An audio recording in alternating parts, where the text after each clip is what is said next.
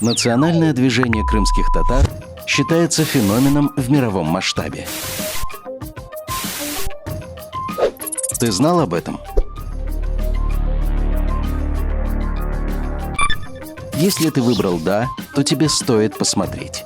Если ты выбрал «нет», то тебе обязательно нужно посмотреть новый курс от проекта DERS.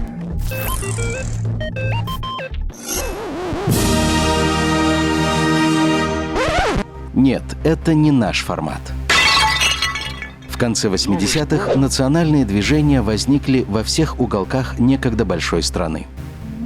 Каждая из советских республик имела свои причины для недоверия советской власти. Часто в основе такого поведения лежали трагические события в прошлом. Например, для прибалтийских государств советская история началась после заключения пакта Молотова-Риббентропа. В Украине это раскулачивание, искусственный голодомор, унесший десятки миллионов жизней.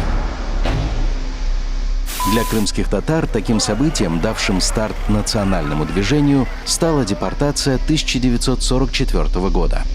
Людмила Алексеева, российская правозащитница, пишет, что депортация 18 мая 1944 года стала кульминацией преследования крымских татар с момента аннексии Крыма России в 1783 году.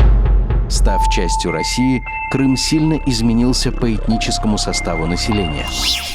Крымские татары покидали родину по экономическим и политическим причинам после утраты государственности. Население некогда просвещенного Крыма стремительно становилось малообразованным и невежественным.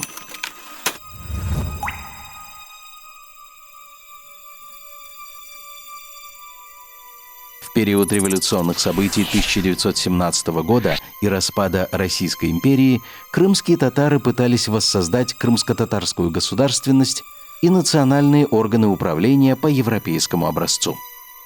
Революционные изменения крымским татарам обошлись слишком дорого. Они лишились политической и интеллектуальной элиты, которая была расстреляна, уничтожена, эмигрировала.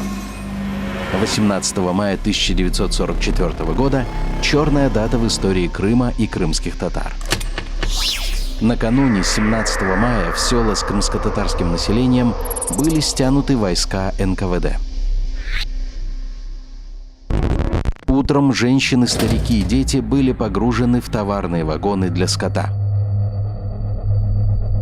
Через месяц для тех, кто выжил, дорога закончилась в Узбекистане, Казахстане, Таджикистане и на Урале.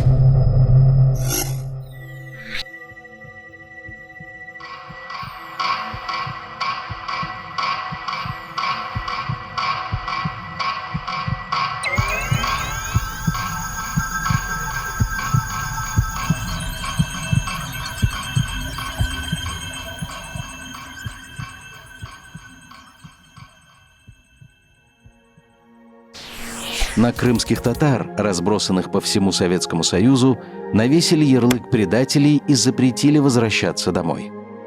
Живя в иных природно-климатических условиях, в совершенно иной культурной языковой среде, лишенные этнической и социальной повестки, крымские татары должны были исчезнуть и раствориться в большой семье советских народов. Однако этого не произошло. Продолжение в следующих сериях.